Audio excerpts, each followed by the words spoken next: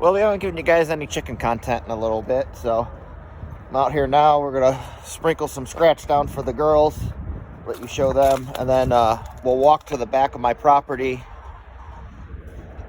if I can make it back there without falling because of the ice, and show you why I'm a little irritated with the state.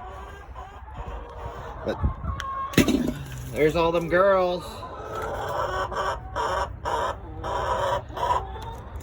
Let's get them some scratch.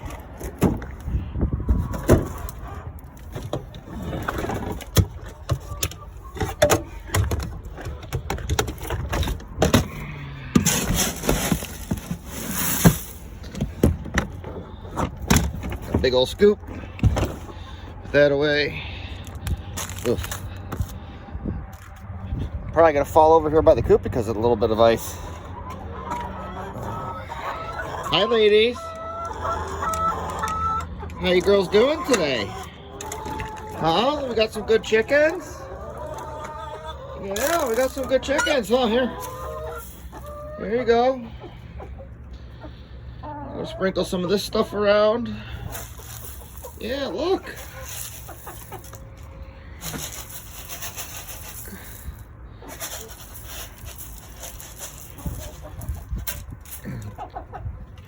So the scratch helps tremendously too, because now they're scratching at all their sand and the dirt and everything's getting stirred up and mixed, and it helps keep the hard pack from forming and mix in, I guess, their waste. You can see what happens when they don't scratch over here in the corner. That's why there's kind of like that hard shelf. So when we have a warmer day, we'll come out here. I have a little battery-powered rototiller, and we'll break all that up and mix it in, and then we'll start scooping out some of the chunks and bring in some fresh sand. We use construction sand for the chickens here because it has small rocks in it, and then they'll eat those to aid with digestion, to break up their food. And because we do that, we don't have to give them grit. So they'll just consume some rocks as they need some help. We got some little dishes over here. Those are crushed oyster shells. That helps them with calcium. June, you're trying to get out of here?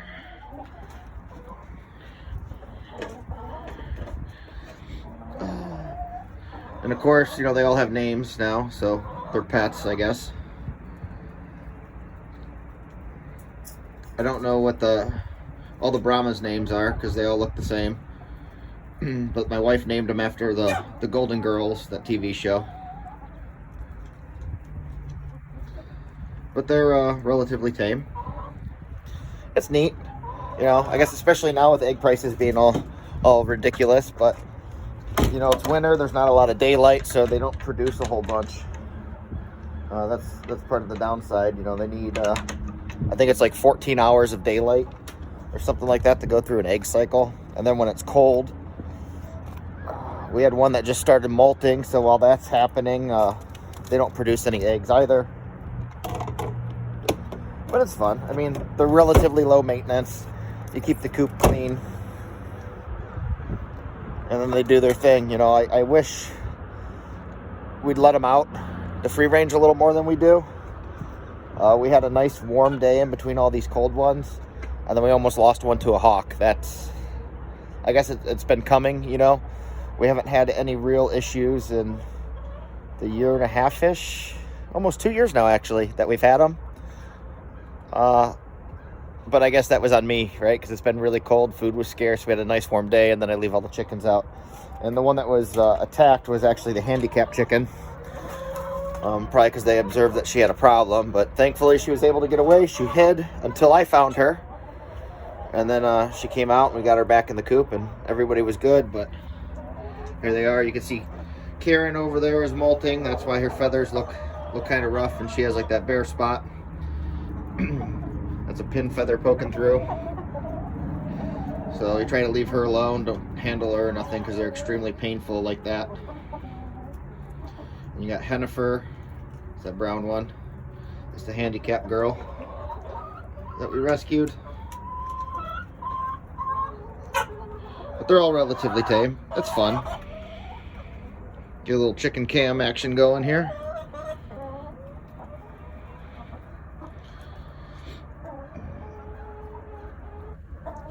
I kind of stepped away from the daily blog stuff. You know, I know it's a bigger spectrum. You know, I've been focusing a little more on this little truck project that I just bought to become my new daily driver. So I just wanted to come back and give you guys a taste of the girls here. You know, this is part of my daily routine too. I'm out here, you know, 2-3 times a day, checking on them, giving them scratch, making sure the water is full, letting them run around for a little bit, you know, collecting eggs, things like that. And you know, we haven't really been focusing on that type of content. So I thought today would be a good day to spend out a little bit of time to show you the girls and what backyard chickens are all about.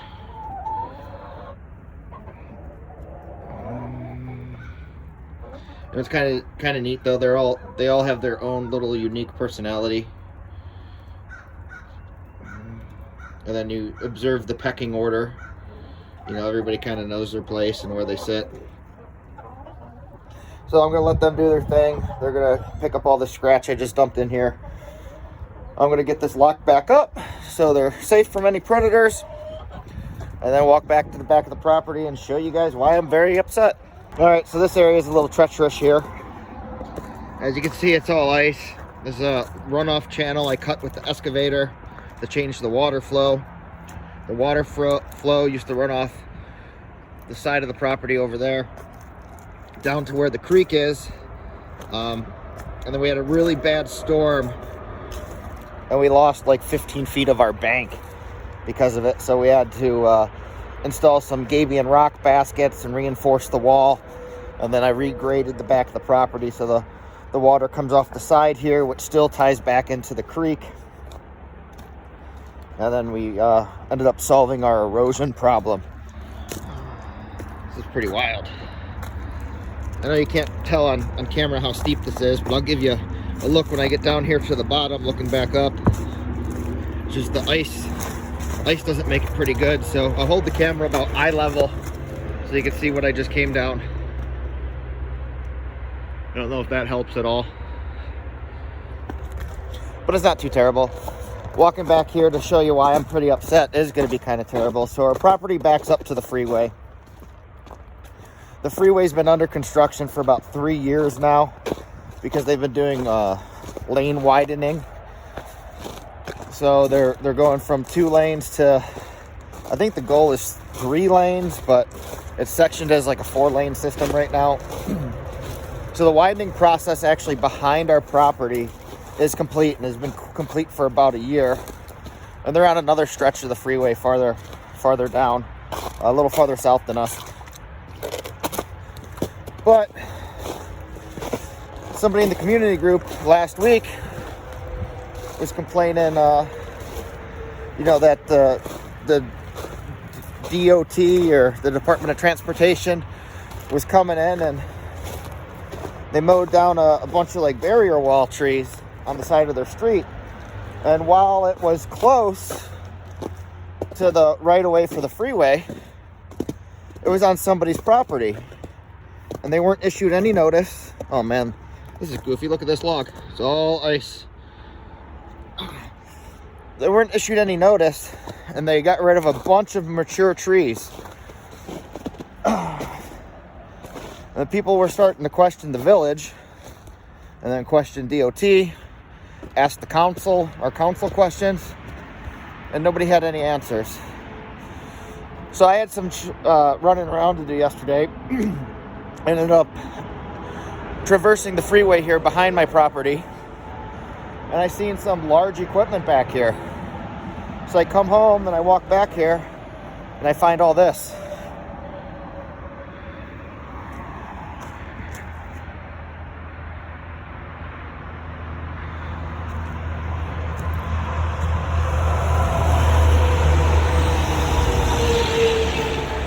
I know it might be kind of hard to see down there, but they took out a ton of mature trees and put in a right-of-way. And this is maybe, I don't know, 20 or 30 feet off the right of way for the freeway. You can see the orange construction fence there. It follows the ravine. Nobody came and talked to us. Nobody gave us any notice. Nobody said anything. My wife sent an email to DOT yesterday, so I'm sure that's going to go unanswered. But nobody has any answers to what happened. And then, you know, walking this and seeing how messed up it is, you know, some of my neighbors, there's a guy a couple houses down that has a little greenhouse and shed that butts up against this, and they kind of like right up to the back of his shed.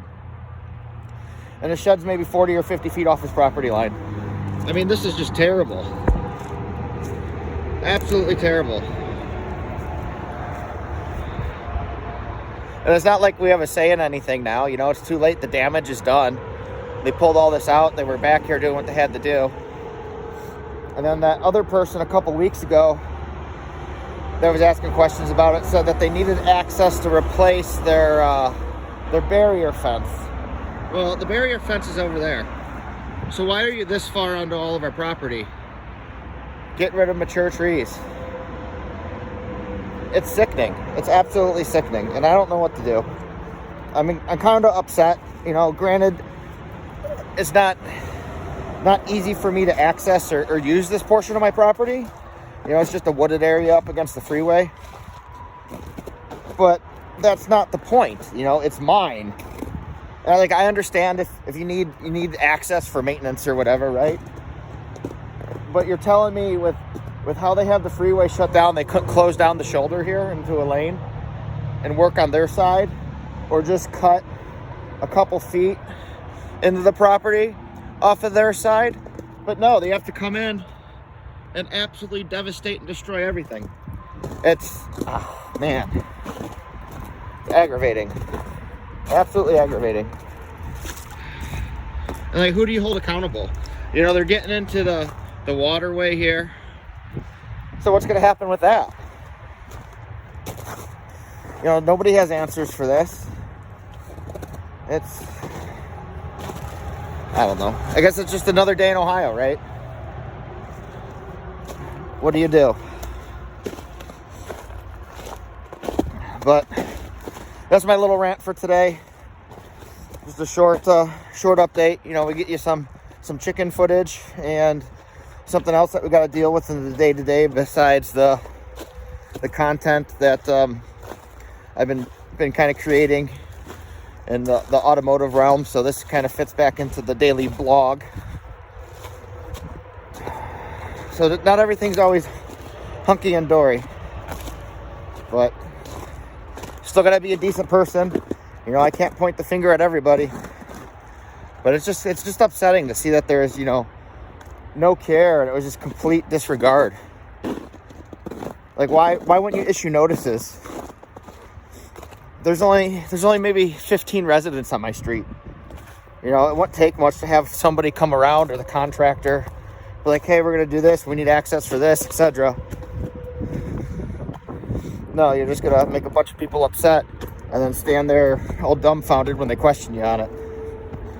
I don't know. You guys try to have a good day. Remember, kindness is free. It doesn't cost you anything to be a decent person. And try to inspire somebody. And don't do that.